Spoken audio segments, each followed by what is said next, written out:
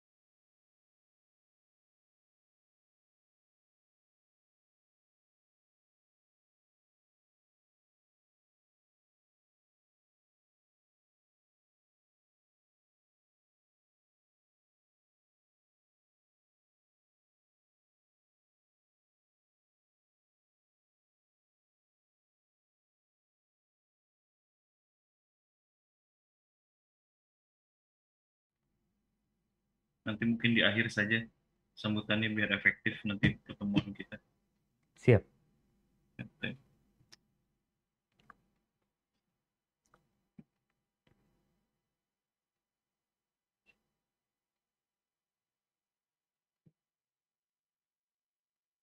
Bismillahirrahmanirrahim. Assalamualaikum warahmatullahi wabarakatuh. Waalaikumsalam. Alhamdulillahilladzi bi ni'matihi tatimmus shalihat. Allahumma shalli wa sallim wa barik ala sayyidina Muhammad wa ala ali sayyidina Muhammad, amma ba'd. Alhamdulillahirabbil alamin. Puji syukur kehadirat Allah tabaraka wa taala, karena tentunya dengan limpahan rahmat, nikmat, inayah dan berkahnya pada kesempatan malam yang membahagiakan ini, 24 Muharram 1443 Hijriah atau 2 September 2021. Alhamdulillah kita bisa berada di sini dalam kondisi sehat walafiat, yang nantinya kita akan sama-sama belajar bersama guru besar kita, Al-Ustadz Dr. Syafiq Riza Basalam MA Hafizahullah Ta'ala, dengan tema adab sebagai pembawa acara. Salawat serta salam semoga selalu tercurah limpahkan kepada Nabi besar Muhammad sallallahu alaihi wa ala alihi wasallam, keluarganya, sahabatnya, dan insya Allah kita pengikutnya sampai dengan akhir zaman. Teman-teman semua, member HIPAPI atau Perkumpulan Pembawa Acara Pernikahan Indonesia, dimanapun berada, dan seluruh pemirsa yang terus serta menyaksikan melalui live YouTube dari channel Syafiq Riza Basalam Official.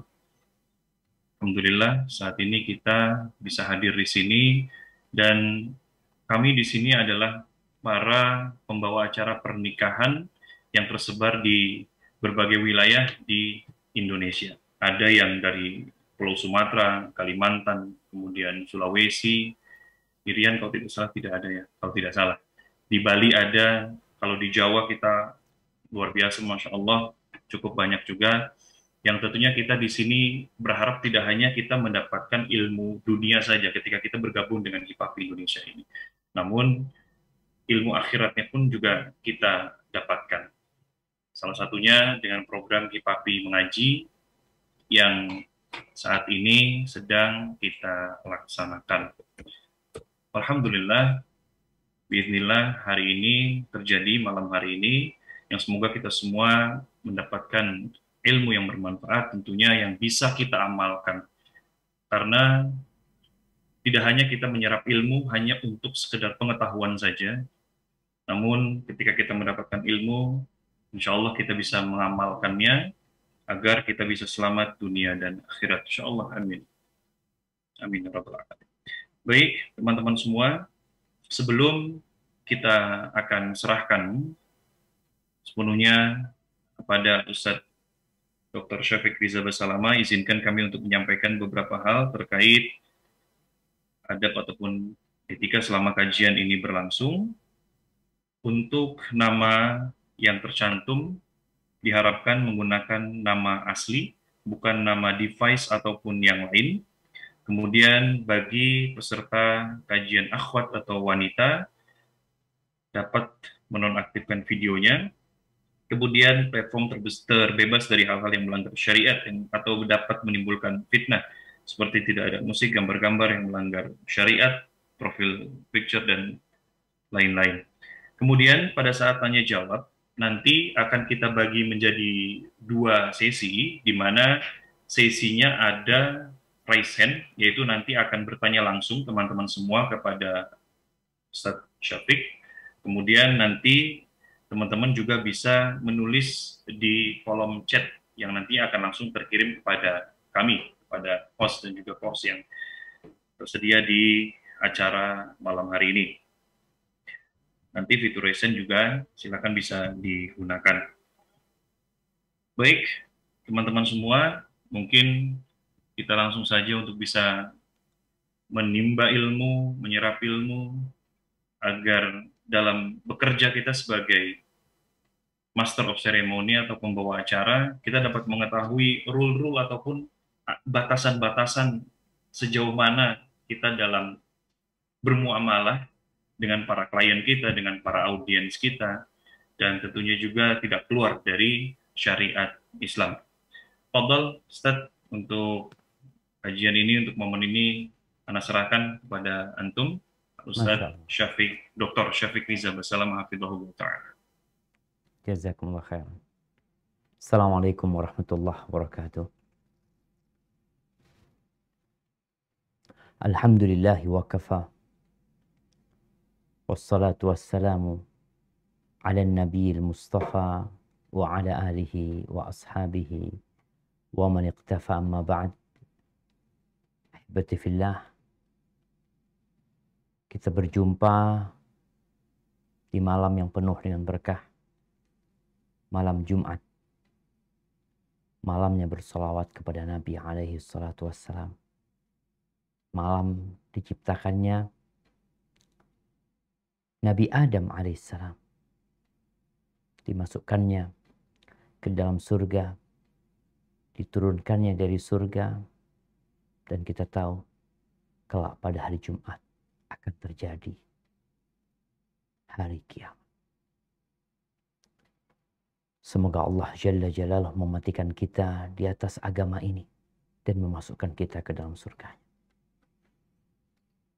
Kita sebagai manusia memiliki sebuah keistimewaan yang tidak dimiliki oleh binatang. Allah mengajarkan kita berbicara,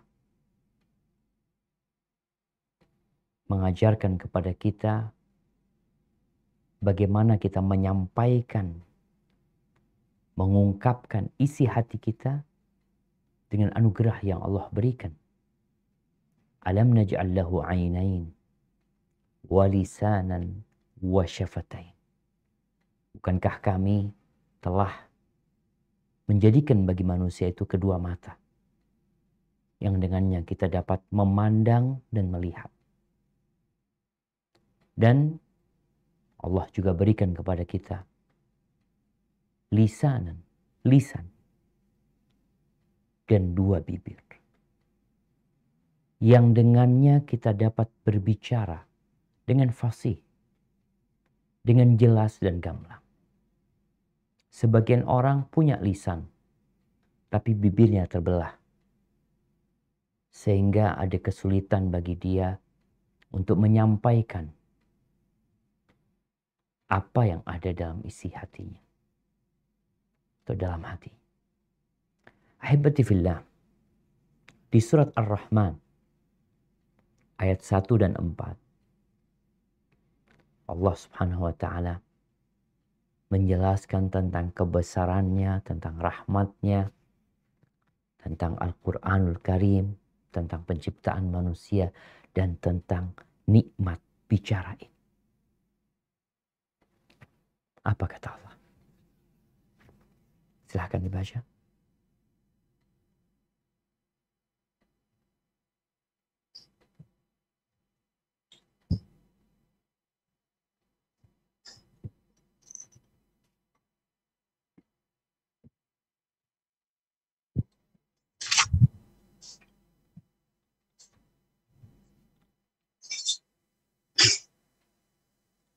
Nah, siapa yang mau baca di sana?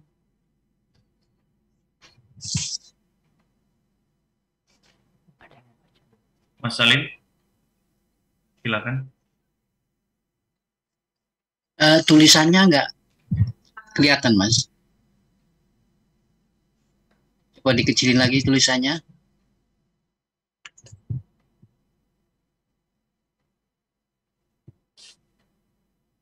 Nah, kalau nggak kelihatan biar Ana yang baca udah. Type an aja, Ustaz. Nggak apa. أعوذ بالله من الشيطان الرجيم بسم الله الرحمن الرحيم الرحمن علم القرآن خلق الإنسان علمه البيان. Tuhan yang Maha Pemurah yang telah mengajarkan Al-Quran. Dia menciptakan manusia, mengajarnya pandai berbicara. Allahu Akbar. Jadi bagi para pembawa acara, master of ceremony, orang-orang yang pandai berbicara, yang enak bicaranya, mengesankan, memukau, dan membuat audiens mendengarkan apa yang disampaikannya, tolong jangan berbangga diri dengan apa yang dia miliki. Tapi katakanlah, hadza min fadli Rabbi. Ini adalah karunia dari Rabb. Belajarlah dari Nabi Sulaiman. Jangan mengikuti Qarun. Dia mengatakan dengan apa yang Allah berikan kepadanya, innama utituhu ala ilmin indi. Aku bisa seperti ini karena Allah tahu aku pantas mendapatkan. Atau karena aku memiliki ilmu untuk menghasilkan apa yang telah aku miliki. Jangan. Allah jelas-jelas mengatakan allamahul bayan. Allah yang mengajarkan kepadanya pandai berbicara. Ahibati fillah, bicara pembawa acara. Dia adalah orang yang pertama berbicara dalam sebuah acara. Dia adalah pemegang kendali dalam satu acara.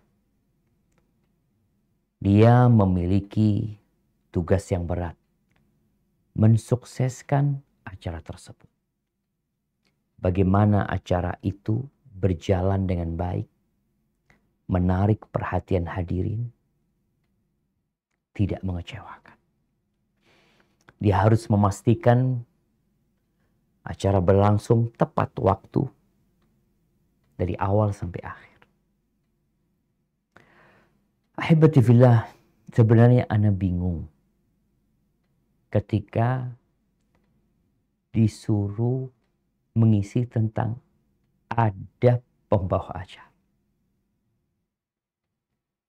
Ana cari beberapa referensi ya, yang mungkin dapat memberikan pencerahan buat ana sendiri sebelum ana menyampaikannya kepada teman-teman di HIPAPI ini ya. Dan pada hari ini semua. Sampai akhirnya ana tadi sempat telepon sama Bang Happy Chandra. Karena beliau public speaker yang pernah datang ke kampus kita ya. Pernah memberikan pelatihan kepada para ustadz. Bagaimana berbicara di hadapan manusia. Yang salah satunya berbicara tentang bagaimana menjadi pembawa acara yang baik. Yang hebat mungkin. Beliau menjelaskan banyak hal. Dia berbicara tentang bahwasanya cara menyampaikan itu lebih penting daripada konten yang disampaikan. Akan beliau sampaikan 97% itu kembali kepada metode dia berbicara gitu ya. Thariqah. Daripada sekedar konten yang mungkin dihafal atau kata-kata yang mungkin dibuat. Kemudian beliau menyampaikan tentang bagaimana pentingnya bahasa tubuh, bagaimana gerakan badan, pandangan mata, gerakan tangan. Beliau menyampaikan tentang beberapa pantangan, nggak boleh ngomong waktu dan tempat kami persilahkan ya. Atau menginjak acara, masa acara diinjak-injak. Tapi kayaknya kalau ana menyampaikan hal itu bukan bidang ana. Kayaknya perlu Bang Happy Chandra yang menyampaikan sesuatu yang lainnya. Karena mereka yang punya skill untuk menyampaikan tata cara menjadi pembawa acara yang mengesankan. Yang menarik, yang membuat para hadirin hidup dalam acara tersebut. Sampai dikatakan pembawa acara itu adalah pembuat bintang. Bukan dia menjadikan dirinya bintang dalam acara tersebut, tapi bagaimana yang hadir, yang diundang atau pengisi acara itu benar-benar menjadi bintang. Jadi kalau untuk hal itu kayaknya ana nggak siap untuk menyampaikan. Yang ana ingin sampaikan adalah beberapa hal yang berkaitan dengan agama kita. Bagaimana menjadi pembawa acara yang muslim, yang kafah. Dan ana rasa teman-teman di HIPAPI udah pinter-pinter untuk membawakan acara. Yang pertama, adab yang pertama adalah berkaitan dengan wajibnya seorang pembawa acara itu memilih acara yang hendak dia pandu. Karena ini bicara profesi, bicara pekerjaan. Karena kerjaan pembawa acara ini adalah bagaimana dia mengemas sebuah acara, menyajikannya, memandu jalannya dengan baik. Jangan sampai acara yang dipandu ternyata dimurkai Allah Azza wa Jalla.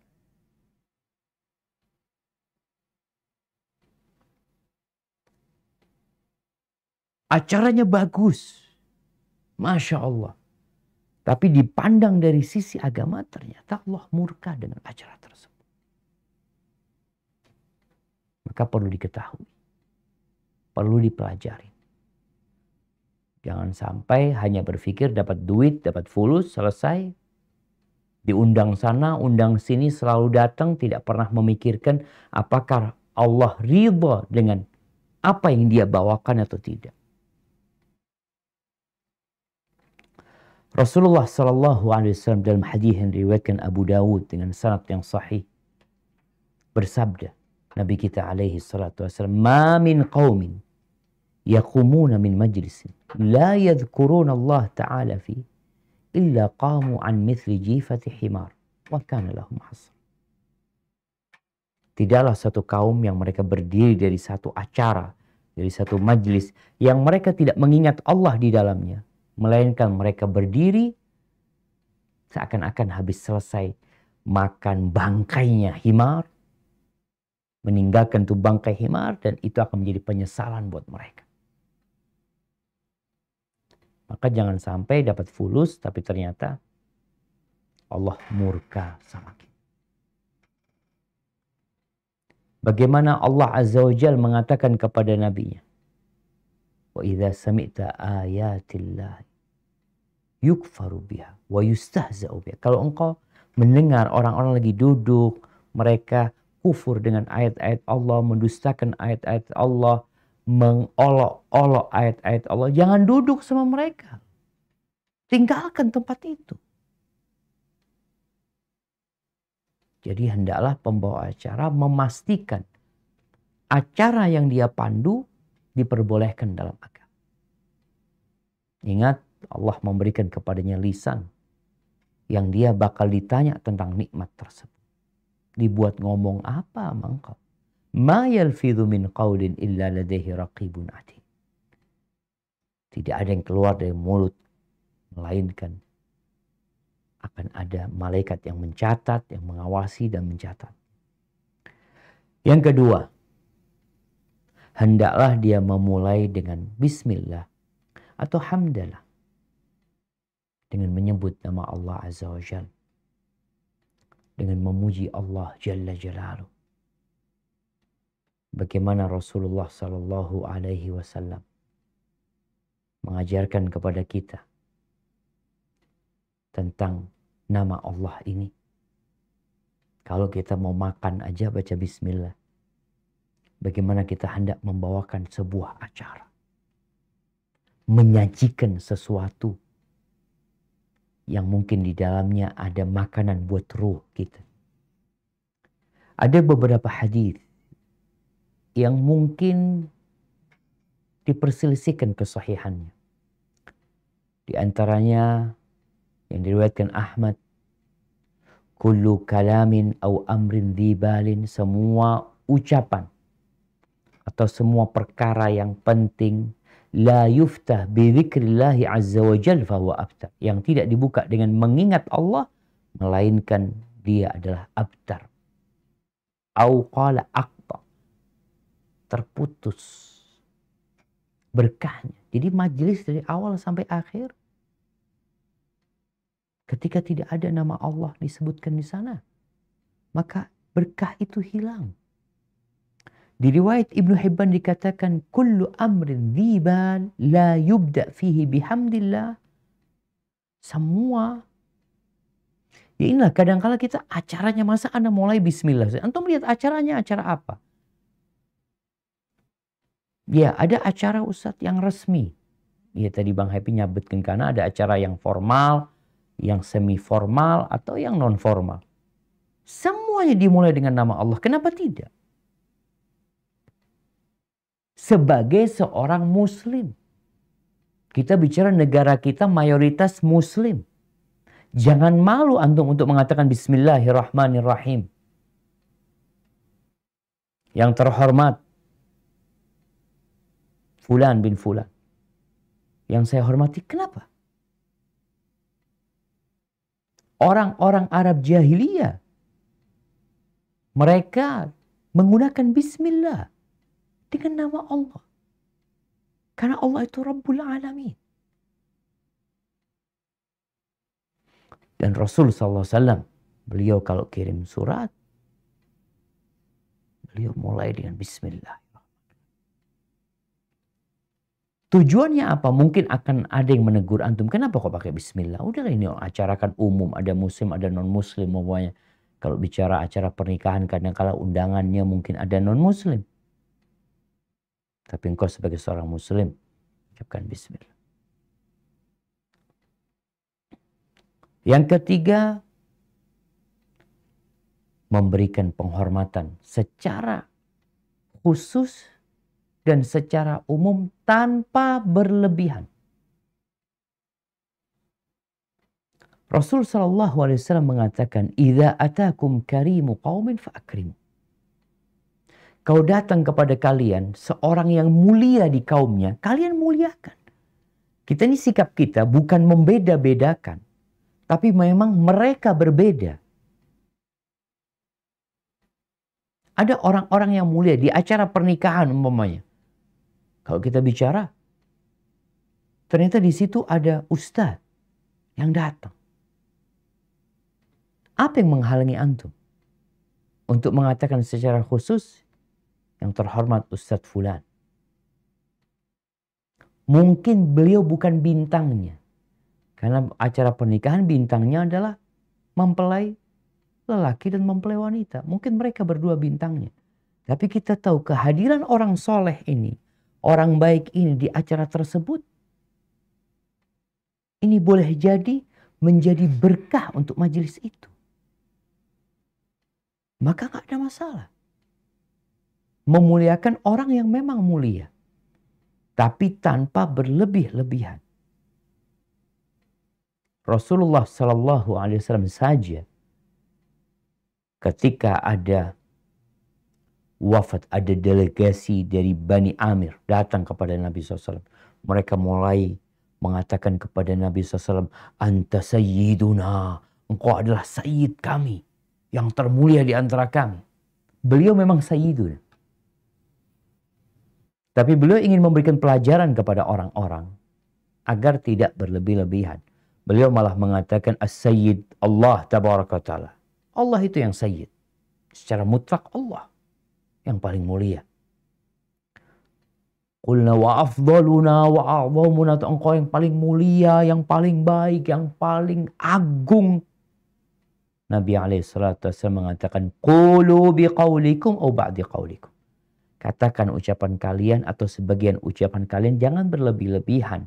Wala yastajriyannakum syaitan. Jangan sampai syaitan itu menyesatkan kalian. Ana Muhammad ibnu Abdullah, Abdullah wa Rasul. Aku Muhammad, putranya Abdullah. Terus gimana? Katakan Abdullah, hamba Allah dan utusannya. Ma uhibbu an tarfa'uni fawqa manzilati. Aku nggak ingin kalian mengangkatku di atas kedudukanku. Maka di sini tolong kita tatkala memberikan penghormatan ya kepada orang-orang itu jangan berlebih-lebihan. Apalagi sampai dusta. Karena terkadang ada pembawa acara yang cari muka di acara-acara tertentu, dia kemudian mengangkat ya mungkin bintangnya pada waktu itu dengan penuh dusta. Mengangkat kedudukannya di atas yang seharusnya dia tidak mendapatkan. Hati-hati. Maka silahkan memberikan sambutan atau penghormatan buat orang-orang secara khusus karena mereka memang orang-orang mulia, dan secara umum, tapi batasannya jangan berlebih-lebihan apalagi sampai berdusta. Kemudian biasanya mengucapkan salam. Ya. Jadi penghormatan itu diberikan, setelah itu diucapkan salam, dan banyak di negeri kita beberapa waktu yang lalu orang-orang yang menyampaikan salam dengan salam dari setiap agama. Dia mengucapkan salamnya orang Islam, salamnya orang Hindu, salamnya orang Buddha, salamnya mungkin orang Konghucu, orang Kristen. Engkau Muslim. Engkau Muslim. Ucapkan Assalamualaikum warahmatullahi wabarakatuh. Jumhur ulama berpendapat kita tidak boleh memulai orang Nasara atau orang kafir dengan salam. Jumhur ulama. Ada sebagian yang membolehkan. Dan ketika di situ ada orang muslim dan non-muslim, niatkan salam ini untuk orang-orang muslim. Adapun untuk non-muslim, engkau ucapkan selamat pagi atau apa. Tapi ingat, jangan sampai kita mengucapkan salamnya orang lain. Terkadang kita ini terjebak dalam lingkup toleransi yang kebablasan. Iya, tapi memang ada muslim yang liberal jemaah ya. Muslim yang semua agama sama, dia nggak peduli. Dengan agama dia sendiri dia nggak peduli. Mungkin hari ini dia Islam, besok mau dia pindah ke Nasara, lusa dia jadi orang Buddha. Tapi muslim yang sebenarnya, yang Allah katakan ya ayyuhalladzina amanu dkhulu fis silmi kafah, engkau sempurna Islam. Saya jadi orang Islam yang kafah. Mungkin engkau nggak akan diundang lagi oleh beberapa tempat karena engkau tidak mengikuti aturan yang mereka buat, nggak ada masalah. Tadi kita udah bicarakan di awal. Kita memilih acara yang Allah ridho sama kita. Kita bukan hanya mencari duit. Jangan sampai kita membawa sesuatu ke rumah kita dari hasil yang Allah tidak menyukai. Yang kelima, ya ini tugas pembawa acara ya, memilih kata-kata yang bagus, dengan intonasi yang indah, tidak menggunakan kalimat yang mengundang pengertian yang keliru. Jangan sampai kita membuat kekacauan di acara tersebut gara-gara omongan yang multitafsir, yang artinya bisa baik, bisa buruk. Allah Azza wa Jalla dalam Al-Quranul Karim berfirman di surat Al-Isra ayat 53. Apa kata Allah? Nah,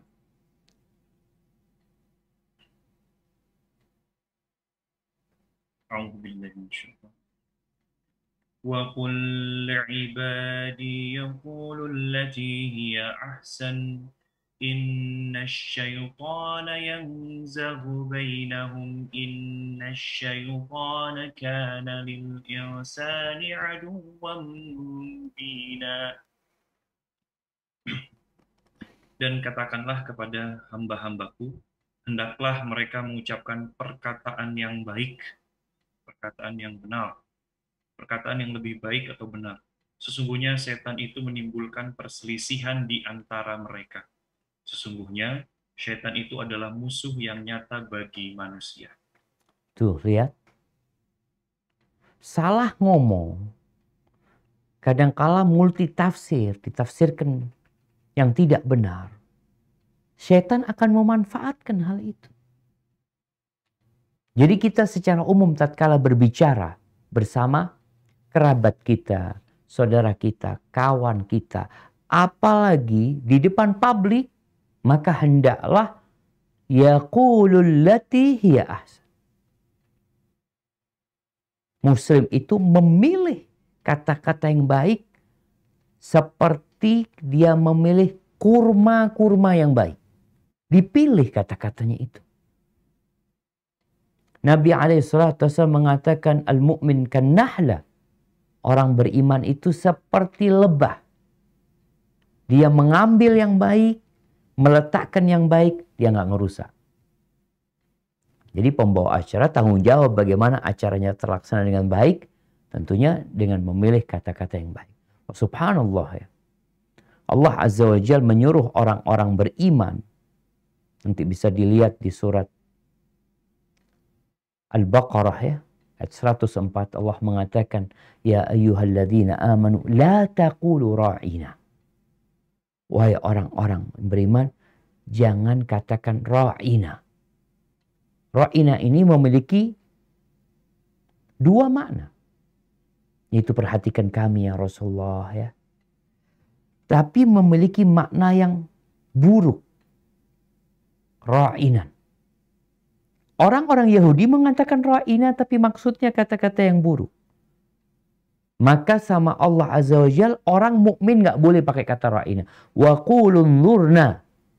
Katakan kepada Nabi, unzurna. Ya Allah, perhatikan usaha kami. Ini cukup. Artinya kata-kata ini sudah mewakili kata-kata ra'ina. Jangan menggunakan kata-kata ra'ina. Jadi pembawa acara jangan sampai dia menggunakan kata-kata yang multitafsir, yang mungkin kurang tepat ya, dapat menimbulkan masalah ya. Seperti ucapan waktu dan tempat kami persilahkan. Masa katanya waktunya dipersilahkan, masa tempat. Waktu ini bukan manusia gitu, nggak bisa dipersilahkan dia. Atau menginjak acara selanjutnya. Masa acara diinjak-injak gitu loh. Itu mungkin beberapa kata yang perlu dipilih yang terbaik. Yang tidak menimbulkan masalah. Kemudian yang keenam, jangan terburu-buru. Ini juga mungkin sesuai dengan retorika seorang pembawa acara. Yang kata Bang Habib Chandra dikatakan kalau bisa ngomongnya itu per kata bukan per kalimat. Jangan terburu-buru. Anda sendiri kalau ceramah terburu-buru salah-salah. Sedangkan pembawa acara ini sebenarnya dia nggak banyak ngomongnya. Tapi bagaimana omongan dia itu soft dan powerful ya. Tapi jangan terburu-buru. Rasul sallallahu alaihi wasallam mengatakan, at-ta'anni minallah wal ajalatu minasyaitan. Rawahu Abu Ya'la. Sifat perlahan-lahan itu dari Allah. Sedangkan terburu-buru itu dari syaitan. Maka hendaklah kita ya tidak terburu-buru. Ketika berbicara, ini bukan hanya untuk pembawa acara sebenarnya adab ini, tapi masuk dalam adabul kalam, adab berbicara gitu.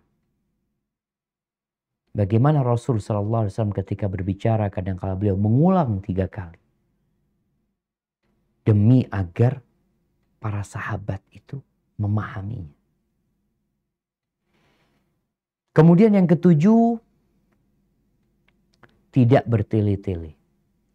Jadi kalau berbicara itu yang fasih, yang lugas, singkat, padat, jelas.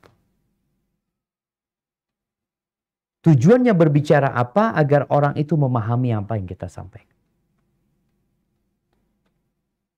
Nabi Musa alaihissalam, beliau punya masalah dengan lisan. Bahkan Fir'aun menghina Nabi Musa alaihissalam. Wala yakadu yubin. Gimana nih? Yang katanya Nabi yang ngomong aja hampir nggak jelas ngomong.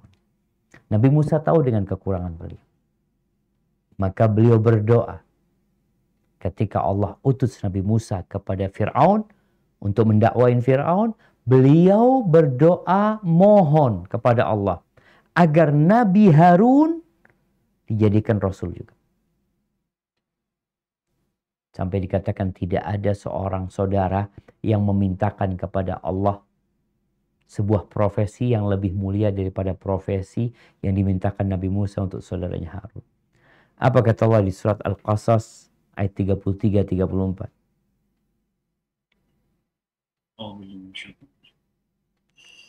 قال رب إني قتلت منهم نفسا فأخاف أن يقتلون وأخي هارون هو أفصح مني لسانا فأرسله معي يرد أن يصدقني Inni akhafu ayyukadzibun.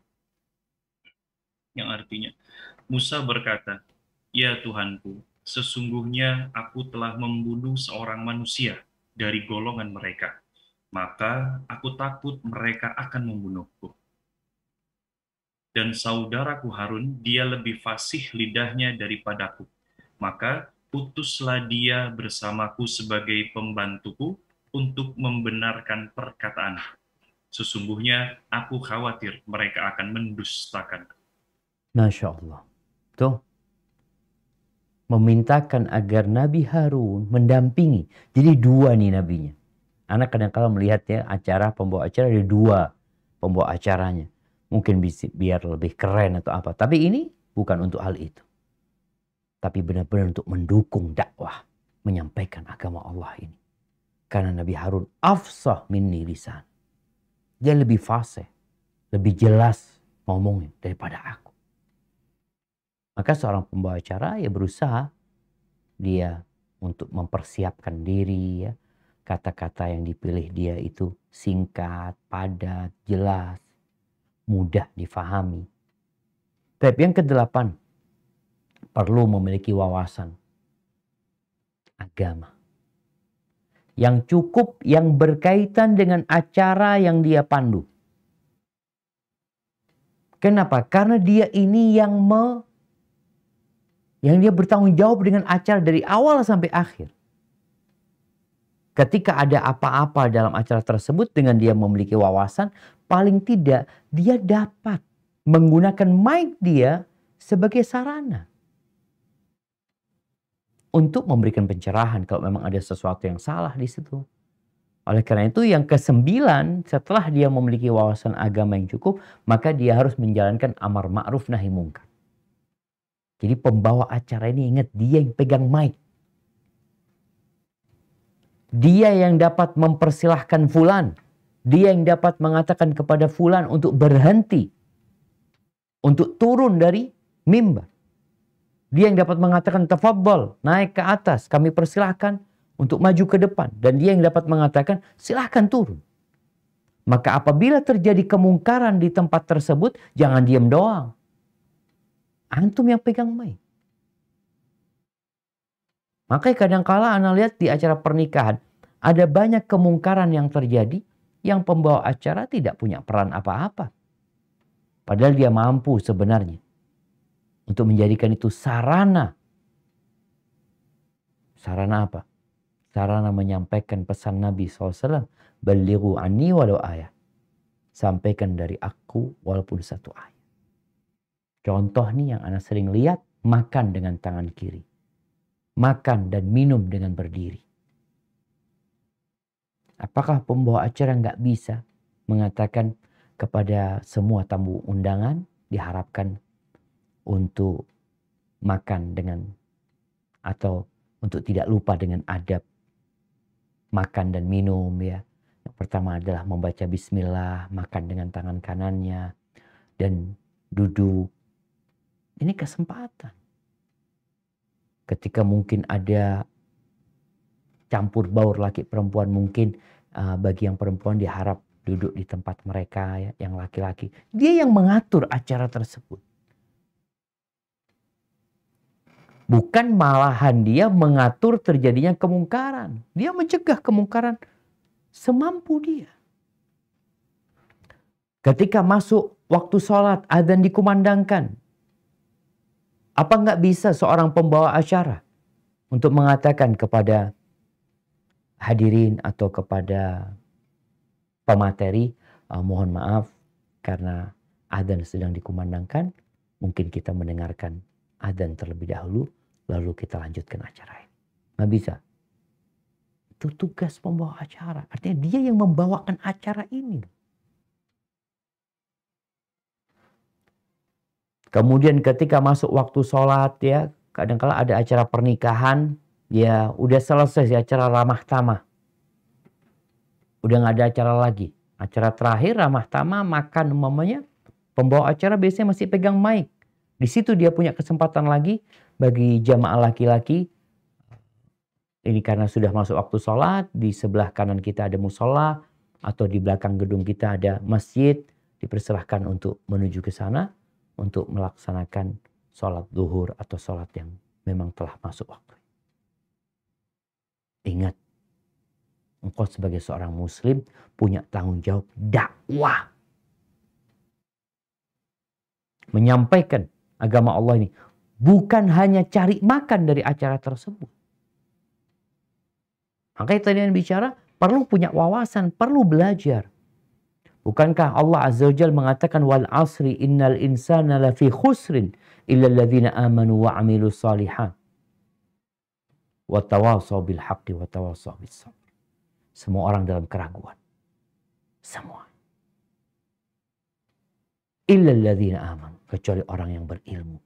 Ilmu berdasarkan belajar, keyakinan, bukan ikut-ikutan.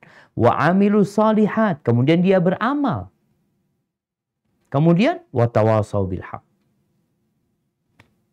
Dia saling berwasiat untuk menetapi kebenaran. Watawasaw bis sabr. Dan untuk bersabar. Maka pembawa acara usahakan ketika ada kemungkaran-kemungkaran yang terjadi di acara yang antum sedang memandu acara tersebut, membawakan acara tersebut, antum untuk tampil sebagai seorang penegak kebenaran. Tapi tentunya dengan cara yang elegan. Antum punya lah, ilmunya punya. Bagaimana cara ngomong supaya nggak bikin orang tersinggung. Kan pembawa acara ada tuh skillnya di sana. Kemudian jangan berlebihan bercanda. Jangan banyak tertawa. Walaupun boleh, tertawa boleh, bercanda boleh, tapi jangan berlebihan. Wasiat Nabi SAW mengatakan, wala tukthir dhahik. Jangan banyak tertawa. Fa inna kathratadh dhahik tumitul qalb. Banyak tertawa itu mematikan hati. Biasanya sih pembawa acara nggak banyak ngomong ya. Tapi kalau di pernikahan mungkin lebih banyak dia yang ngomong. Tapi kalau acara ceramah, biasanya pembawa acara cuma 5 menit, sisanya adalah ya yang menyampaikan acara tersebut. Tapi hindarin bergurau yang kadangkala dapat menyebabkan pertikaian. Daud alaihissalam mengatakan kepada putranya Nabi Sulaiman, Iyaka wa kathratal mizah. Wa iyaka wal mizah. Engkau hindarin bergurau. Fa inna naf'ahu qalil. Manfaatnya sedikit tapi kadang-kala membuat ribut di antara orang-orang. Kemudian tatkala engkau melakukan sebuah kesalahan, jangan malu untuk minta maaf.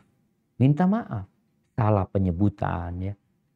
Makanya pembawa acara itu harus benar-benar punya persiapan ya. Ana mendapati seorang pembawa acara yang sepertinya ilmunya itu mandek. Seharusnya dia mengupgrade ilmunya supaya nggak salah. Cara membaca tahmidnya, pujian buat Allah, salawat buat Nabi SAW. Berusaha dia untuk belajar lagi mana yang lebih baik, mana yang lebih sahih.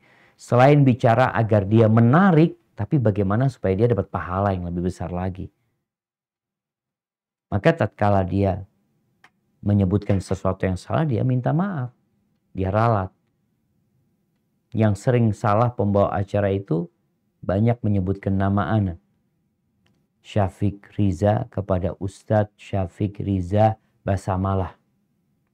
Basamalah. Basalama. Nah, atau kadang-kala Riza Syafiq Basamalah ya. Tapi yang jelas itu mungkin aman ya buat kita. Tapi tetap kalau kita ada salah ucap ya kita minta maaf. Kemudian ahibati fillah. Ada adab berpakaian. Juga perlu diperhatikan. Kita kadang-kala ingin menarik. Tapi ternyata pakaiannya nggak sesuai. Ada pakaian syuhroh. Ada mungkin dari sutra, ada pakaian-pakaian yang terlarang buat para wanita. Ada pembawa acara wanita kadangkala ya dia bertabarruj seperti tabarrujnya orang jahiliyah. Tapi kadangkala memang ya nggak belajar.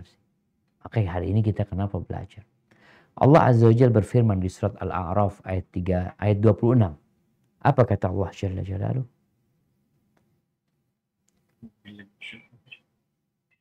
يا بني آدم قد أنزلنا عليكم لباسا يواري سوآتكم وريشا ولباس التقوى ذلك خير ذلك من آيات الله لعلهم يذكرون.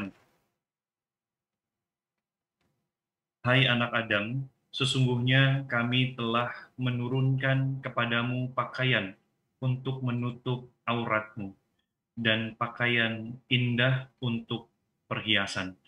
Dan pakaian takwa itulah yang paling baik. Yang demikian itu adalah sebagian dari tanda-tanda kekuasaan Allah. Mudah-mudahan mereka selalu ingat. Subhanallah jemaah. Allah menyebutkan Allah telah menurunkan. Wahai anak-anak Adam. Allah menurunkan pakaian yang untuk menutupin aurat. Jadi ada pakaian yang sekedar ya auratnya tertutup. Tapi ada pakaian keindahan. Allah juga yang nurunin. Jadi kalau bicara aurat ya kita tahulah. Anak pakai sarung aja udah nutup aurat gitu. Tapi ada pakaian lain yang untuk keindahan. Anak pakai atasan, anak pakai topi, pakai lengan panjang, anak pakai lengan pendek boleh. Ada pakaian perhiasan. Namun Allah ingatkan di sini. Agar kita tidak fokus dengan pakaian luar kita. Dengan perhiasan yang membuat kita indah. Karena biasanya pembawa acara itu. Ya mau tidak mau dia harus berpenampilan yang menarik ya. Tapi ingat kata Allah. Walibasut taqwa dzalika khair. Pakaian ketakwaan. Di sini. Kalau bicara baju ini bisa usang. tapi ketakwaan yang harus selalu ada pada diri kita kemanapun kita pergi. Maka silahkan memilih pakaian-pakaian yang bagus ya. Nabi SAW ketika sholat Jumat, beliau menjadi khatib atau sedang berhadapan dengan delegasi-delegasi, tamu-tamu kenegaraan, beliau pakai baju yang bagus, nggak ada masalah gitu loh. Cuma tolong pakaiannya yang sesuai dengan syar'i. Dan lebih harus peduli dengan pakaian ketakwaan. Kemudian jamaah yang terakhir nih. Berkaitan dengan menutup acara. Sekali lagi, kalau tentang retorika, tentang apa yang harus diucapkan, perpindahan dari satu acara ke acara selanjutnya, itu adalah para trainer ya, public speaker yang mungkin akan dapat menjelaskan lebih detail lagi. Tapi berkaitan dengan adab-adab bagaimana menjadi pembawa acara yang muslim, mungkin sebagiannya tadi sudah disampaikan. Yang terakhir adalah berkaitan dengan menutup majelis itu. Bagaimana menutup majelis? Kata Nabi SAW dalam hadis yang diriwayatkan oleh Abu Dawud dan Tirmidzi, "Man jalasa fi majlisin." Barang siapa yang duduk di satu majelis, fakathura fihi laghatuhu. Kayaknya banyak salah ngomong dia di tempat itu. Faqala qabla an yaquma min majlisihi dzalik. Kemudian dia berkata sebelum dia meninggalkan majelis itu, dia berkata subhanakallahumma wa bihamdika asyhadu an la ilaha illa anta astaghfiruka wa atubu ilaik. Dia mengatakan maha suci engkau ya Allah. Engkau suci dari semua kesalahan. Wa bihamdik, dan segala puji untukmu. Bayangkan, dia nggak memuji dirinya, dia tidak merasa dirinya hebat sebagai pembawa acara, ini itu enggak. Dia mengatakan subhanakallahumma bihamdik. Asyhadu an la ilaha illa anta. Aku bersaksi bahwa tiada yang berhak disembah kecuali engkau. Astaghfiruka wa atubu ilaik. Aku memohon ampun kepadamu dan bertobat kepadamu. Kalau dia baca ini, illa ghufira lahu ma kana fi majlisihi dzalik. Melainkan kalau dia membaca itu Allah akan ampuni kalau ada kesalahan di majelis itu. Maka pembawa acara perlu mengingatkan audien untuk membaca. Nggak harus nggak dibaca berjamaah ya, enggak ya. Jadi setiap orang membaca sendiri-sendiri. Fadhol dibaca, diingatkan mereka, dan antum pun membaca hal itu. Di riwayat lainnya Rasulullah SAW mengatakan, "Idza arada an yakuma minal majlis." Karena Rasulullah SAW yaqulu bi akharatin idza arada an yakuna min majlis. Nabi itu mengatakan ketika beliau hendak meninggalkan majlis ya. Dan di akhir acara beliau mengatakan subhanakallahumma wa bihamdika asyhadu an la ilaha illa anta astaghfiruka wa atubu ilaik. Nabi mempraktekkan hal ini. Padahal kita tahu Nabi insya Allah ngomongnya nggak ada yang salah. Tapi beliau menutup majlis dengan memuji Allah, memohon ampun kepada Allah Azza wa Jalla, serta mengikrarkan keesaan Allah Jalla Jalla. Maka hibati fillah, seorang muslim dalam kehidupan ini dia akan diuji. Ujian itu macam-macam. Kadangkala ujian itu berkaitan dengan profesi dia. Ternyata setelah dia mendengarkan sebuah kajian, kayaknya acara-acara yang selama ini dia pandu kok mengandung banyak kemaksiatan. Ya lihat, kehadiran dia di tempat itu, apakah sekadar untuk menyajikan acara kemaksiatan atau mengingkari? Seperti yang tadi kita sebutkan. Sebagian hanya berpikir perutnya dan yang di bawah perutnya saja. Tapi seorang muslim, dia bertakwa kepada Allah Azza wa Jalla. Allah Jalla Jalla mengatakan, ya ayyuhalladzina amanu taqullah wal tanzur nafsum ma qaddamat lighad. Wahai orang-orang beriman, bertakwalah kepada Allah, dan hendaknya setiap jiwa itu melihat apa yang dia persiapkan, memperhatikan apa yang dia persiapkan untuk hari esok. Bukan hanya untuk dapurnya, bukan hanya untuk makannya, bukan hanya untuk masa depan anak-anaknya. Kalau bicara itu pekerjaan dia. Tapi dia berpikir ketika aku mati, meninggalkan dunia ini. Bagaimana persiapanku? Wattaqullah. Bertakwalah kepada Allah. Takutlah. Innallah khabirun bima ta'malun. Sesungguhnya Allah maha mengetahui dengan teliti apa yang kalian kerjakan. Hadza wallahu a'lam bishawab. Mungkin itu yang dapat Anda sampaikan berkaitan dengan adab menjadi pembawa acara. Semoga yang sedikit ini membantu kita untuk menjadi lebih baik lagi. Barakallahu fiik. Taib, Anda kembalikan ke pembawa acara.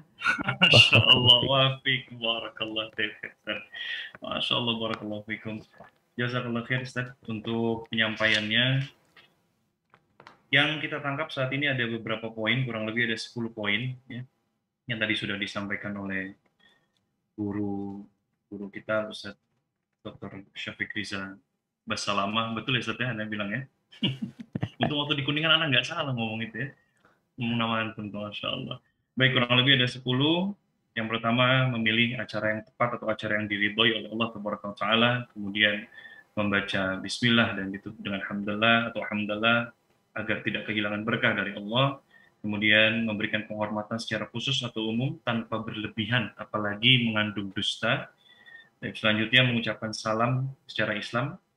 Kemudian memilih kata-kata yang bagus, tidak menggunakan kalimat yang keliru atau yang membuat multitafsir para audiens. Selanjutnya yang keenam, jangan terburu-buru. Kemudian yang ketujuh, jangan bertele-tele, singkat, padat, jelas. Kemudian yang kedelapan, jangan berlebihan dalam bercanda walaupun dibolehkan. Kemudian yang 9, jangan malu untuk meminta maaf ketika kita membuat kesalahan pada saat kita membawakan acara.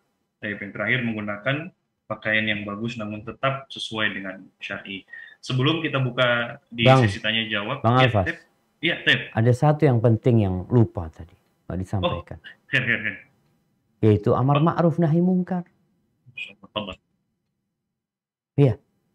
Tadi udah disampaikan, maksudnya dari poin yang catatan antum tuh ada yang kurang tuh. Amar ma'ruf nahi mungkar gitu. Ya. Oh iya, ada. Berarti poin ke-10 tadi kalau tidak salah. Nah. Jadi seorang pembawa acara itu harus berani menyatakan bahwa yang benar itu benar, yang salah itu salah. Iya, menegur kok yang sahih. Menegur. Nah, jazakallah. Masya Allah. Wa'alaikum. Sebelum kita buka ke sesi tanya jawab, yang tadi sempat tertunda, yaitu sambutan tunggal dari Ketua Umum HIPAPI, Mas Budi Prayitno, sudah bergabung bersama kita di sini. Monggo, Mas Budi, sedikit saja mungkin bisa menyampaikan beberapa hal. Baik, terima kasih. Bismillahirrahmanirrahim. Assalamualaikum warahmatullahi wabarakatuh. Waalaikumsalam. Hari ini kayaknya videonya belum keluar, Mas Budi. Betul, belum keluar. Mungkin nggak bisa keluar, nggak tahu kenapa dari sentral barangkali. Coba bisa, Mas Budi, silakan. Baik. Assalamualaikum Ustaz. Waalaikumsalam warahmatullahi wabarakatuh. Alhamdulillah Rabbil Alamin. Saya nggak nyangka dan luar biasa pada hari ini bisa bertatap muka bersilaturahmi. Mungkin saya hanya mengagumi sosok Ustadz Dr. Syafiq Riza Basalamah ini ya melalui beberapa media barangkali yang sudah saya pernah dengarkan. Alhamdulillah. Apa yang telah disampaikan oleh Ustadz itulah barangkali lokusnya kami selaku pembawa acara di pernikahan. Poin-poin dari ke-10 atau 11 poin yang tadi disampaikan, yaitulah kita seharusnya sebagai pembawa acara yang memang harus bisa melayani dengan baik kepada setiap pemangku hajat dan juga kepada seluruh para calon pengantin kita, yang kita harapkan tentu saja bisa mendapatkan nilai poin plus setelah kita membawakan sebuah event tersebut. Terlebih, kami selalu menyampaikan kepada teman-teman, kepada segenap keluarga besar perkumpulan pembawa acara pernikahan Indonesia, dengan tiada henti-hentinya tentu saja, ingat bahwa apa yang kita lakukan, anggaplah ini sebagai ibadah. pembawa acara ini pun, apa yang kita lakukan saat sebagai pembawa acara dalam pernikahan dan acara apapun, bahwa kita landasi dengan sebuah ibadah. Itu yang saya selalu sampaikan kepada teman-teman dan juga mungkin ke junior saya juga. Di samping itu juga, apapun pekerjaan kita, seperti sebagai pembawa acara tentu saja ini yang nantinya akan mendapatkan pundi-pundi. Tentu saja apa yang disampaikan oleh Ustadz tadi, tepat sekali, kita harus melakukan dengan hati, kita juga harus melakukan dengan ikhlas. Itu yang paling penting. Apapun kalau misalnya di rumah sebelum perjalanan menuju ke tempat acara, barangkali kita ada sedikit selek dengan pasangan kita dan sebagainya. Di hari itu juga, mungkin kita harus menghilangkan itu semuanya. Dan inilah saya rasa saya cukup bangga banget dapat mengambil banyak hikmah yang tadi Ustadz sampaikan melalui pertemuan singkat pada hari ini. Dan ini semoga akan menjadi tolok ukur dan poin penting bagi teman-teman keluarga besar Perkumpulan Pembawa Acara Pernikahan Indonesia untuk tetap selalu mengingat bahwa kita bekerja dengan ibadah. Dan saya juga mengaturkan ucapan terima kasih support dan dukungan yang luar biasa dari penyelenggara atau organize untuk acara hari ini dari teman-teman dari HIPAPI Jawa Barat yang juga mendapatkan support dukungan dari teman-teman HIPAPI Banten, juga HIPAPI DKI Jakarta. Terlebih saya juga mendapatkan satu apresiasi, Alhamdulillah, matur sembah nuwun, terima kasih kepada Ustadz Dr. Syafiq Riza Basalamah MA yang telah memfasilitasi kami semuanya dalam live melalui channel resmi Ustadz yang Alhamdulillah hari ini kita dapat menikmati bersama-sama. Barangkali itu Ustadz yang dapat saya aturkan sekali lagi kepada teman-teman keluarga besar Perkumpulan Pembawa Acara Pernikahan Indonesia. Mari kita selalu tetap bangga dan sebagai pembawa acara bahwa ini akan mendapatkan pundi-pundi yang insya Allah akan menjadi berkah dan berkat untuk kita sekalian. Sekali lagi saya ucapkan terima kasih. Selamat malam. Assalamualaikum warahmatullahi wabarakatuh. Waalaikumsalam warahmatullahi wabarakatuh. Terima kasih Mas Budi, Praitno sebagai Ketua Umum HIPAPI Indonesia. Kita langsung ke tanya jawab. Raise hand yang awal ini Mas Akbar Ramdhani. Fadhal. Silakan Mas Akbar.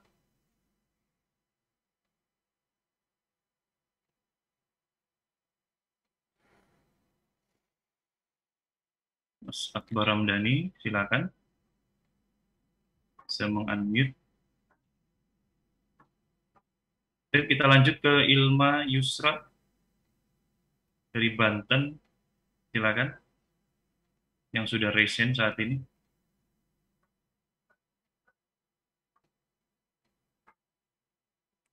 Silakan, Ilma. Ya, Assalamualaikum warahmatullahi wabarakatuh. Assalamualaikum warahmatullahi wabarakatuh. Alhamdulillah, saya senang sekali bisa bersilaturahmi dengan seluruh rekan-rekan dari Himpunan Pembawa Acara Pernikahan Indonesia. Dan saya bersyukur sekali topik yang disampaikan malam hari ini sangat bermanfaat sekali dalam peningkatan kualitas kita sebagai pembawa acara. Luar biasa sekali. Maju berjaya HIPAPI Indonesia. Assalamualaikum warahmatullahi wabarakatuh. Waalaikumsalam warahmatullahi wabarakatuh.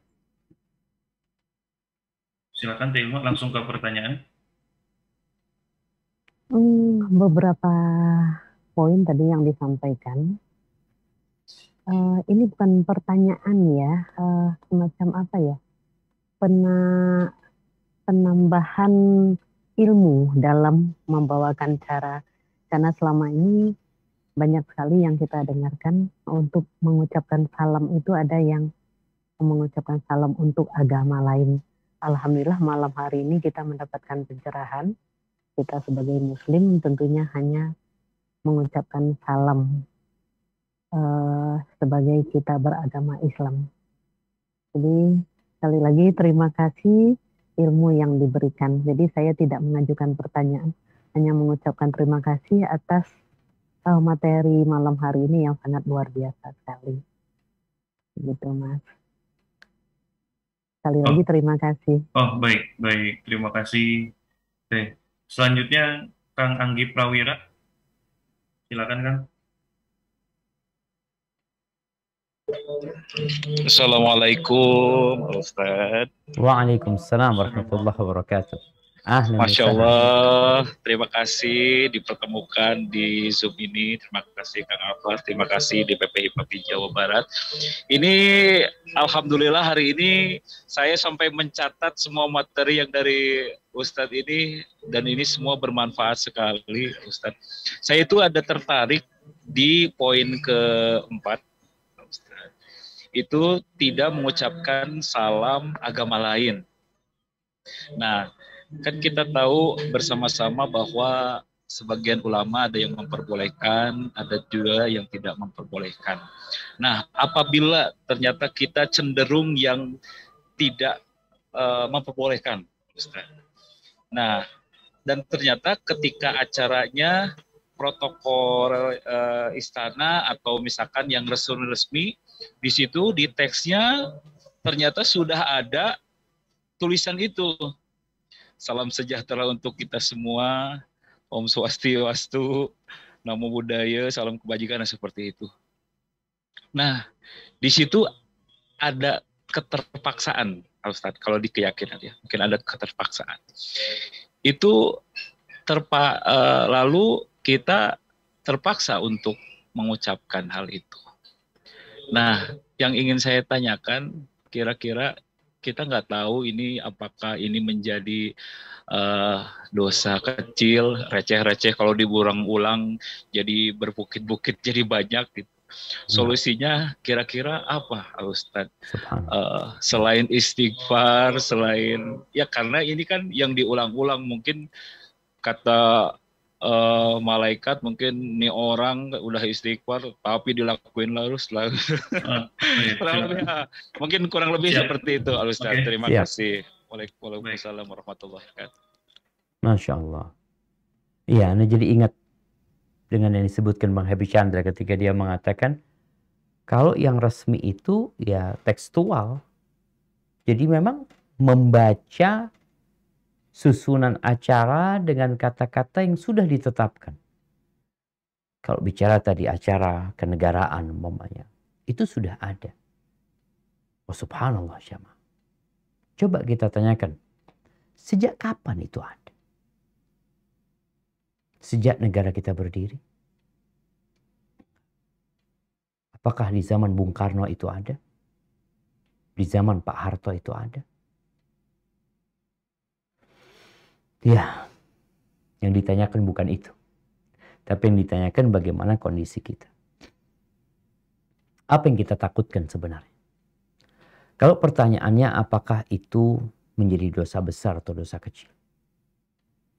Yang pertama kita harus lihat, kalau sekedar salam sejahtera buat kita semua, mungkin itu tidak bermasalah ya. Tapi tatkala kita menyebutkan nama Tuhan milik agama lain, menyebutkan nama mereka dalam salam tersebut, yang tentunya hal itu akan dimaknai sebuah ucapan selamat ya. Jadi doa meminta keselamatan kepada Tuhan mereka buat orang-orang tersebut. Jadi seakan-akan kita ini berdoa kepada selain Allah Azza wa Jalla. Kita tatkala mengatakan Assalamu alaikum. Assalam itu namanya Allah. Selain makna keselamatan. Warahmatullah. Rahmatnya Allah. Wabarakatuh. Berkahnya Allah. Tapi kalau ternyata kita menyebutkan itu adalah nama Tuhan orang-orang yang kita tahu tidak ada la ilaha illallah. Lalu kita menyebutkan Tuhan-Tuhan mereka tanpa mengingkari. Bahkan tadi disebutkan bukan sekali, bukan dua kali, tapi terus-terusan. Maka sepertinya seorang muslim harus kembali kepada poin pertama tadi. Dia memilih. Kalau dia sesekali umpamanya anggap dia terjebak dalam sebuah acara yang kalau dia tidak melakukan itu akan terjadi masalah yang besar umpamanya. Maka mungkin sekali. Tapi kalau dikatakan yang kedua kali kita udah tahu acaranya akan seperti itu. Yang ketiga kali kita udah tahu tapi kita terus-terus melakukan hal itu. Dan kalau berkaitan dengan penyebutan nama Tuhan-Tuhan selain Allah yang seharusnya kita membencinya, meninggalkannya, ini nanti kaitannya dengan keyakinan. Keyakinan dengan tauhid.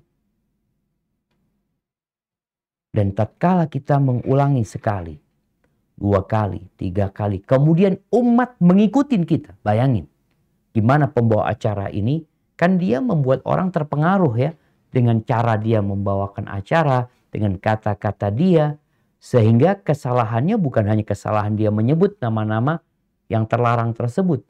Bisa jadi dia akan diikutin oleh yang lainnya. Diikutin sama yang lainnya. Yang hadir itu sebenarnya nggak tahu dengan salam-salam itu. Tapi dengan antum menyebutkan, akhirnya dia jadi tahu dan menghafalnya. Maka akan ada dosa lain yang akan menjadi dosa jariah nantinya. Karena orang-orang meniru kita. Maka Ana rasa mungkin ketika kita tahu acara ini sepertinya seperti akan ada itu. Maka tinggalkan. Itu pilihan yang paling tepat. Atau antum sampaikan Assalamualaikum warahmatullahi wabarakatuh. Dan kemudian untuk setiap agama salam yang sesuai dengan mereka masing-masing atau gimana ya. Yang antum lah yang pinter-pinter, jangan sampai kita sekali lagi menyebut selain Allah Azza wa Jalla. Hadza wallahu a'lam bissawab. Ini kurang lebih hampir sama Ustaz pertanyaannya. Afwan, anak kerja di pemerintahan. Ketika membawakan suatu acara harus menyebutkan pembaca doa dari agama lain. Dan acara itu dipimpin doa dari agama lain. Bagaimana hukumnya? Nah, wallahu a'lam bissawab jemaah. Jadi kalau kita bicara agama lain, seperti berdoa, ya masing-masing sesuai dengan keyakinan, mungkin nggak ada masalah ya. Tapi kalau kita mempersilahkan orang non-muslim untuk berdoa, kemudian yang lainnya mengaminkan doa tersebut. Ini memang masuk dalam salah satu grand design liberalisme dalam agama. Bagaimana menjadikan semua agama sama. Ada hal itu. Bahkan ada sebuah sekolahan Soko Manunggal yang muridnya isinya semua agama. Kita ini toleransi jemaah. Tafadhol antum mau berdoa, lakum dinukum waliyadin. Mungkin kalau bicara tadi doa, tafadhol orang yang non muslim silakan antum berdoa sesuai dengan keyakinan antum. Itu masuk dalam konteks lakum dinukum waliyadin. Tapi kalau bicara mempersilahkan dia berdoa kemudian yang muslim mengamini doa tersebut, maka ini menyampur adukkan agama. Sedangkan kita la a'budu ma ta'budu. La a'bud. Aku ini nggak menyembah apa yang kalian sembah. Wala antum abiduna ma'abud. Kita juga tegaskan. Yang kalian sembah itu nggak sama dengan yang aku sembah. Jadi mungkin masalahnya di situ. Tapi kalau sekedar mempersilahkan, yang fadhol antum mau berdoa dengan cara antum. Itu mungkin tidak masuk dalam mencampur adukkan. Cuma kalau tadi berdoa yang muslim mengaminkan doa mereka. Kemudian kita menganjurkan orang-orang untuk mengaminkan doa memohon kepada selain Allah ya. Kan seakan-akan kita mempersilahkan dia untuk berdoa, yang lainnya tolong diaminkan di doa. Ini yang bermasalah. Tapi kalau dalam acara tersebut kita mempersilahkan setiap agama, sudah lakum dinukum waliyadin, yang muslim silakan berdoa, yang kafir ya sesuai dengan mereka gitu. Tapi tidak mencampur adukkan. Hadza wallahu a'lam bissawab. Insyaallah. Ini Ustaz jadi trainer public speaking sebenarnya Ustaz ya. Amin. Masya Allah. Ini juga hadir Bang Happy Chandra bergabung di Zoom kita sejak awal tadi Ustaz menyampaikan. Iya, anak pagi itu anak ngobrol sama beliau, anak bingung mau nyampein apa anak gitu. Kalau bicara ini sebetulnya sebentar lagi kita ada pelatihan, Ustaz. Pelatihan internal HIPAPI Indonesia, bagaimana cara menjadi pembawa acara yang sesuai dengan kaidah-kaidah yang benar secara ilmu public speaking. Baik adat Sunda, Minang, Palembang, kemudian ada Jawa, Sunda, dan itu sebentar lagi akan kita lakukan. Mungkin ini bisa menjadi materi tambahan nanti pada saat pelatihan ya. Masya Allah. Masya Allah. Barakallahu fiik. Anda lanjutkan Ustaz pertanyaan yang di chat ini. Yang saya hormati Ustaz Syafiq Riza Basalamah, tim SRB dan teman-teman HIPAPI, barakallahu fikum Ustaz. Siapakah sahabat yang sering diberikan mandat sebagai pembawa acara di masa Rasulullah Shallallahu Alaihi Wasallam ketika ada acara-acara khusus atau umum? Jazakallah khair. Nah, subhanallah jemaah. Ya, di masa Nabi SAW itu mungkin tidak terlalu resmi seperti masa kita sekarang ya. Tapi ada dua sahabat yang satu dikenal sebagai khatibun Nabi SAW. Oratornya Rasul SAW. Beliau biasanya yang disuruh ngomong ketika berhadapan dengan kabilah-kabilah. Biasanya ini kebanggaan para kabilah. Ketika datang dia membawa satu orang yang ahli pidato, satu orang yang ahli syair. Jadi khatibun Nabi itu namanya Thabit ibn Qais bin Syammas. Thabit ibn Qais bin Syammas. Itu mungkin bisa disebut public speakernya Nabi ya. Yang Nabi nyuruh dia ngomong gitu. Berpidato, menjawab pidatonya orang-orang dari kabilah lainnya. Dan dia punya suara yang lantang sekali. Sampai pernah Thabit bin Qais ini nggak kelihatan di Masjid Nabawi. Nabi bertanya, kemana Thabit? Apakah dia sakit?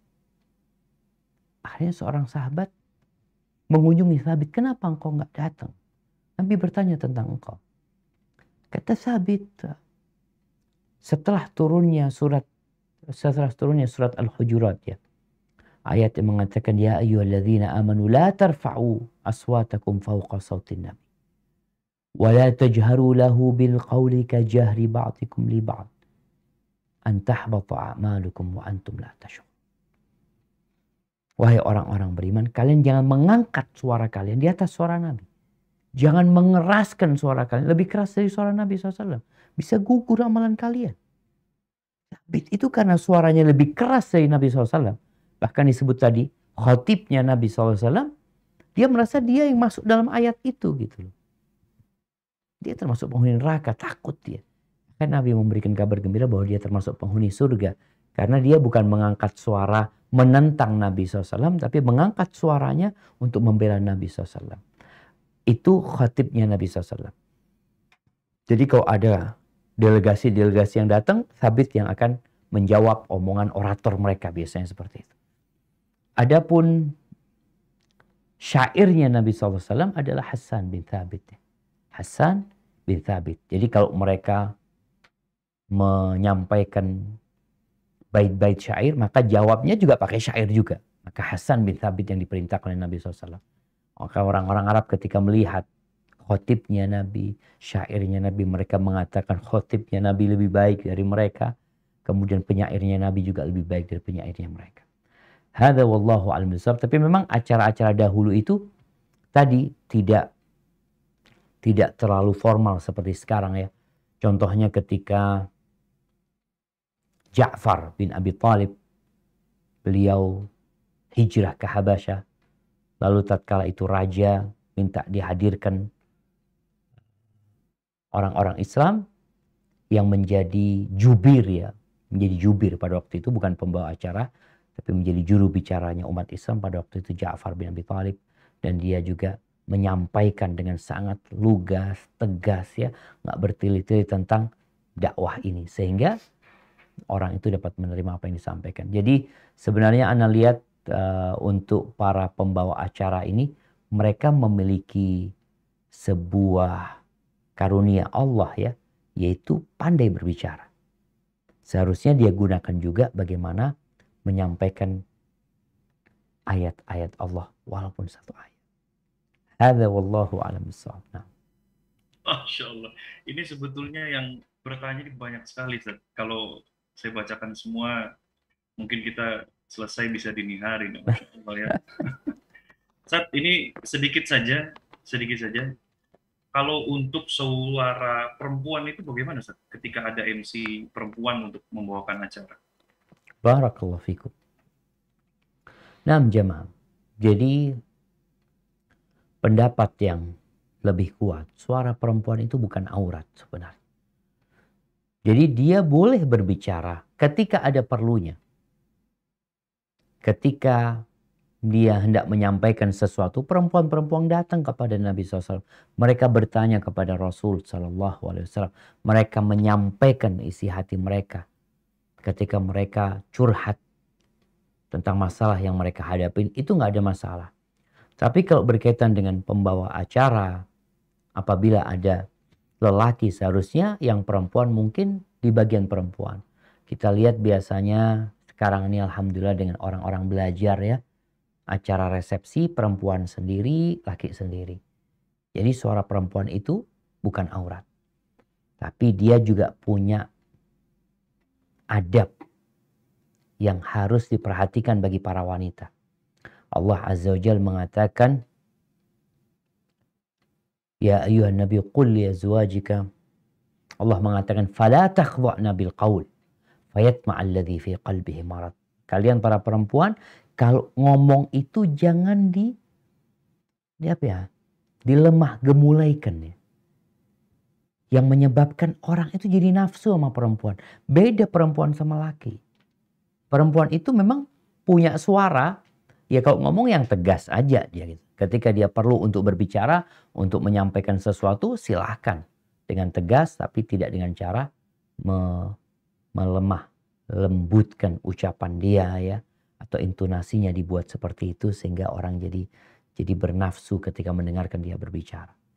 Jadi bagi para wanita, pembawa acara wanita, silahkan di acara yang memang dominan para wanita di situ, dia membawa acara di sana.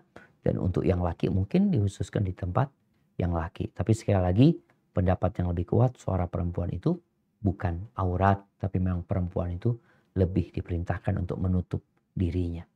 Sehingga yang adzan nggak ada perempuan. Yang qomat juga nggak ada yang perempuan. Hadza wallahu a'lam bishawab. Masya Allah, Ustaz. Sepertinya berapa pertanyaan lagi, Ustaz? Kayaknya dua tiga lah. Oke, baik. Nah. Kita kembali ke yang raise hand ya, sebelum nanti kita kembali ke room chat. Konita Ashifa, ini sejak tadi sudah menanti. Silakan. Masih ada di sana. Konita Ashifa. Baik, lanjut saja, Mas Muhammad Oh, oke. Silakan. Silakan, Mbak Konita. Nah, Bismillah Ustaz, izin bertanya, apakah boleh seorang pembawa acara itu dia wawasannya kurang dan dia tuh ditunjuk gitu Ustaz, ditunjuk sama teman-temannya. Gimana? Wawasannya kurang? Iya. Dia tuh ditunjuk sama teman-temannya gitu Ustaz karena dia orangnya pede gitu. Nah, gitu. Siap. Iya jamaah. Berkaitan dengan seorang pembawa acara, memang banyak yang ditunjuk sebagai pembawa acara itu karena kepiawaian dia berbicara. Tapi terkadang wawasannya kurang. Sebenarnya nggak ada masalah ya, tapi apabila terjadi kemungkaran tadi contohnya, ini buat para pembawa acara yang banyak ana lihat di acara pernikahan itu makan dengan tangan kiri. Itu banyak sekali terjadi seperti itu. Makan berdiri, minum berdiri. Padahal kita tahu bagaimana Rasulullah SAW mengatakan idza akala ahadukum falyakul biyaminihi. Apabila seseorang di antara kalian makan, hendaklah makan dengan tangan kanannya, minum dengan tangan kirinya. Seorang pembawa acara yang wawasannya kurang dari sisi keilmuan agama di sini, ya mungkin dia melihat hal itu hal yang biasa. Dia mengatakan ini biasa Ustaz, di mana-mana mereka makan tangan kiri, berdiri, nggak ada yang duduk. Bahkan di beberapa tempat itu memang standing party ya.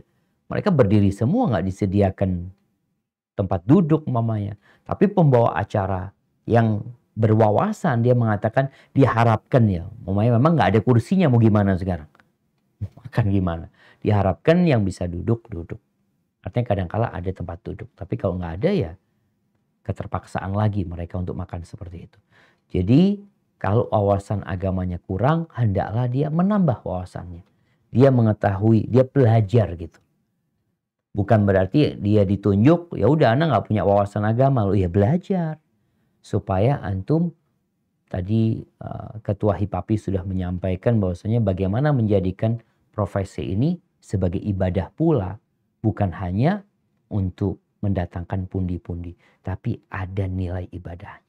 Jadi insya Allah nggak ada masalah, asalkan dia terus mau belajar dan mau menerima kritikan dan masukan.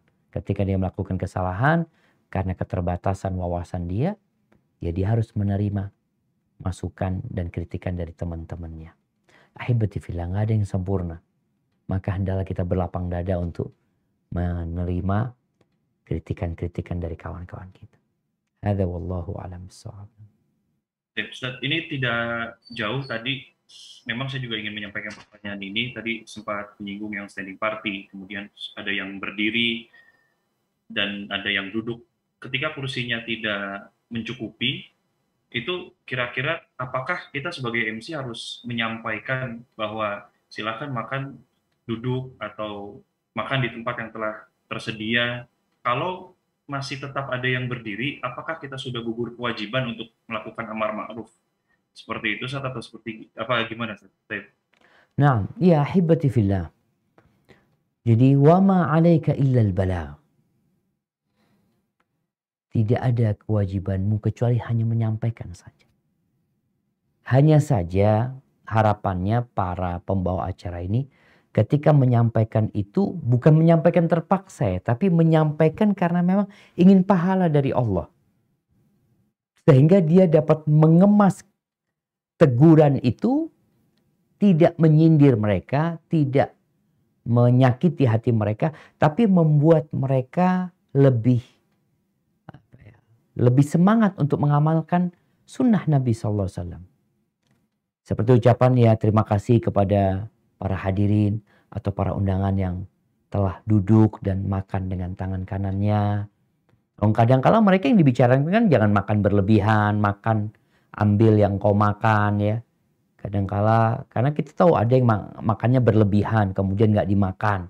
Itu juga tugas pembawa acara, bagaimana orang-orang ini mengamalkan perintah Allah dan perintah Rasul SAW, tapi tugas pembawa acara hanya menyampaikan. Setelah itu selesai, Anda sudah sampaikan.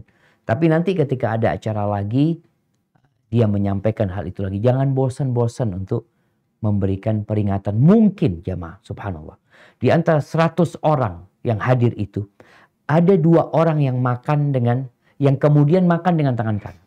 Antum akan dapat pahala seterusnya dia mengamalkan hal itu. Jadi benar-benar manfaatkan momentum ini untuk beribadah dan berdakwah kepada Allah Azza wa Jalla. Hadza wallahu a'lam bissawab. Mungkin satu pertanyaan lagi, Ustaz. Naam, tafadhal.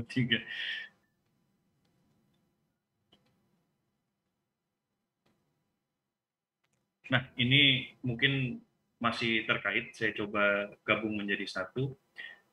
Bagaimana hukumnya ketika kita dipilih atau dipercaya untuk membawakan acara pernikahan agama lain, Ustaz? Jadi biasanya memang kita tuh bukan, kan ada di non-muslim itu ada akad nikahnya lah kalau di kita ya, perkataan kalau di Nasrani. Kalau di resepsinya mungkin kita yang membawakan gitu. Dan isinya 90% tamu undangan dan pasti keluarganya itu non-muslim. Bagaimana kita menyikapi seperti itu dan apakah hisab terberat sebagai seorang pembawa acara? Masya Allah. Kalau tadi itu Bang Alfas berkaitan dengan acara resepsi non-muslim, kemungkaran apa yang terjadi di sana? Kalau makan berdiri sih tidak terlalu ini ya, karena biasanya mereka tuh mejaan, rata-rata mejaan. Biasanya itu ketika toast, wedding toast ya. Apa wedding toast itu? Wedding toast apa ya? Cheers ya? Gimana sih? bersama-sama mengangkat gelas. Ya. Kayak gitu, Ustaz. Nah, yang mengajak tos itu biasanya ada yang menggunakan minuman yang bukan minuman khamar lah. Kita sebut khamar. Ada yang menggunakan khamar, ada yang tidak. Ketika khamar hadir di situ, itu kan mungkin satu hal ya. Kalau mungkin bukan khamar, kayak misalkan minuman lain yang bersoda, itu pun seperti apa hukumnya? Nah, ya, hibati fillah. Ya, kalau bicara acara non-muslim, tinggal dilihat apakah ada acara umum yang tidak mengandung kemungkaran di dalamnya. Maka semoga aman-aman saja. Karena kita tidak membawakan sebuah acara yang Allah murkain. Acara makan. Tapi kalau bicara tadi ada acara resepsi yang mungkin di dalamnya ada akad nikah. Yang ada seremonial kekufuran umpamanya. Tentunya kita akan dihisap atas apa yang terjadi di situ. Kalau acara resepsi umpamanya tadi dikatakan ya ada acara wedding toast, Anda nggak tahu apa acara ini, apa maknanya dan apakah acara itu memang acara yang berkaitan dengan kefasikan atau kekufuran, maka hukumnya akan mengikuti hal itu ya. Apalagi kalau dikatakan tadi khamar, ya jelas kita seharusnya mengingkari khamar. Bagaimana Rasul SAW berlepas diri dari seorang muslim yang duduk di meja, di situ ada khamar. Bagaimana kalau sekarang pembawa acara di semua meja itu ada khamar. Dan dia yang membawakan acara tersebut. Dia yang mempersilahkan orang-orang untuk silahkan untuk menikmati sajian, padahal di sajian itu ada yang dilarang oleh Allah. Maka sebenarnya hukumnya berkaitan dengan acara tersebut. Apabila dalam acara tersebut ada yang dimurkai Allah Azza wa Jalla, walaupun acaranya muslim, maka kita akan dimurkai oleh Allah. Karena kita yang membawakan acara itu. Kita yang memandu. Kita yang menjaminkan acara itu dari awal sampai akhir lancar dan mengesankan bagi semua yang hadir. Tapi kalau dalam acara tersebut tidak ada kemungkaran, tidak ada yang dimurkai Allah Azza wa Jalla, ya acara makan umpamanya. Kadang-kala ada acara kantor atau acara apa. Maka kembali kepada isi dari acara tersebut. Apabila di situ ada kekufuran, maka dosa kita akan berbeda. Apabila ada kefasikan, ya beda lagi. Mungkin lebih ringan. Kalau ada dosa-dosa kecil, ya lebih ringan lagi. Karena memang dosa itu bertingkat-tingkat. Tapi seorang pembawa acara, sekali lagi, dia harus memilih dari awal. Jangan melihat kepada kecilnya dosa yang diperbuat. Tapi lihatlah kepada siapa engkau berbuat dosa. Dan kalau kaitannya dengan urusan rezeki, ingat, rezeki kita itu tidak akan tertukar. Jangan sampai, kata Nabi SAW, وَلَا يَحْمِلَنَّكُمْ إِسْتِبْطَاءُ الرِّزْقِ. Jangan sampai lambatnya datangnya rezeki kepada kalian, akhirnya mendorong kalian untuk mendapatkannya dengan cara yang Allah tidak ridhoi. Karena sejatinya yang di sisi Allah itu tidak bisa didapat kecuali dengan keridhaan Allah. Artinya kita kepingin rezeki yang berkah, yang bermanfaat buat keluarga, buat anak-anak kita, maka kita perlu benar-benar selektif dalam memilih ya acara yang akan kita pandu. Mungkin seperti itu Bang Alfas. Wallahu a'lam bishawab. Jazakumullah khair. Oh iya, Kom. Ini ada yang menarik lagi, Ustaz. Tadi Anda juga barusan chat sama di studio. Itu salah satunya di acara tersebut ada ini, Ustaz. Ada musik, Ustaz. Ada musiknya. Di acara pernikahan ada musik. Itu bagaimana, Ustaz? Barakallahu fikum. Ya habbati fillah. Kalau bicara musik ya. Kita lihat musik di dalam pernikahan itu ada yang diperbolehkan.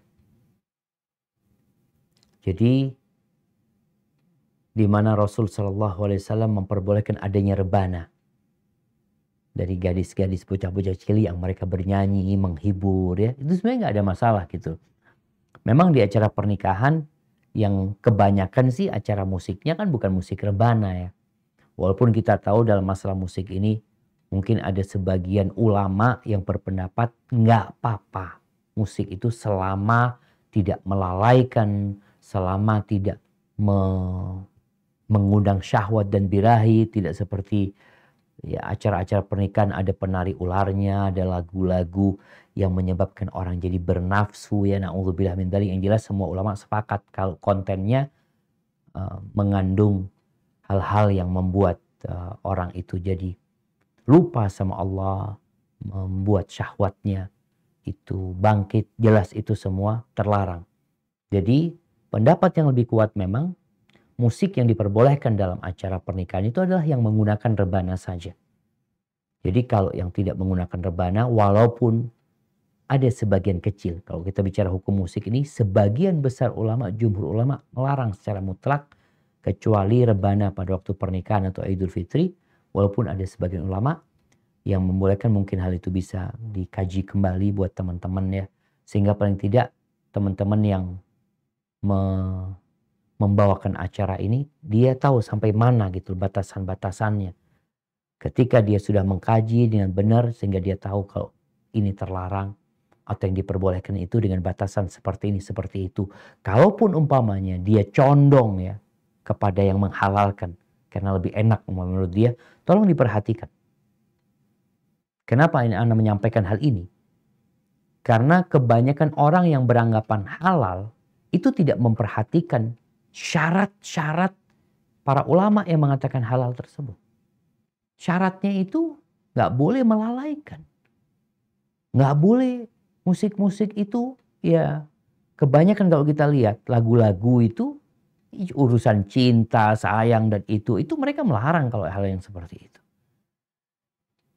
Jadi Anda lihat pendapat jumhur ulama yang mengharamkan musik kecuali rebana ketika pernikahan itu lebih kuat dan seharusnya lebih kita ikutin untuk menjaga keimanan kita. Dan acara pernikahan butuh hiburan, makanya bisa pakai nasyid. Ini mungkin nasihat Anda kepada para pembawa acara, dia bisa menawarkan kalau dia diundang ya kepada acara yang biasanya mereka pakai musik macam-macam, ada acara nasyid dengan rebana yang mungkin pakai bahasa Indonesia, ada yang pakai bahasa Arab, yang insya Allah juga menarik, juga menghibur gitu loh. Jadi sebagai sebuah pilihan dan bentuk para pembawa acara mengurangi kemungkaran yang terjadi di sana. Ada usaha dari dia. Walaupun mungkin sekarang nggak bisa, Ustaz. Mungkin di tempat lain ada yang mau.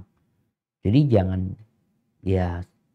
hanya menjadikan ini sebagai profesi aja, tapi sebagai sarana untuk tadi beribadah dan berdakwah kepada Allah SWT. Hadza wallahu a'lam bissawab. Masya Allah, barakallahu fikum, jazakallahu khair kepada guru kita Ustaz Dr. Syafiq Riza Basalamah MA. Di sana sudah jam 10 ya Ustaz ya. Di kita masih jam 9 ini. Masya Allah. Tapi udah malam di sini.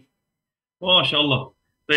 Baik, terima kasih untuk semua teman-teman Hipapi yang telah mengikuti rangkaian acara Hipapi Mengaji, dan tentunya mohon maaf apabila ada kesalahan, salah-salah kata dari kami. Banyak pertanyaan yang masuk pada kami menunjukkan bahwa antusias yang luar biasa untuk kita tetap belajar, terus belajar, karena dahulukan ilmu sebelum beramal. InsyaAllah, semoga kita mendapatkan keberkahan dari Allah Tabaraka wa Ta'ala untuk dapat selalu beribadah melalui profesi kita sebagai pembawa acara. Terima kasih kami aturkan, barakallahu fikum, jazakallahu khair katsiran untuk Al-Ustadz Dr. Syafiq Riza Basalamah. Kita tutup dengan doa kafaratul majelis. Subhanakallahumma wa bihamdika asyhadu an la ilaha illa anta astaghfiruka wa atubu ilaik. Assalamualaikum warahmatullahi wabarakatuh.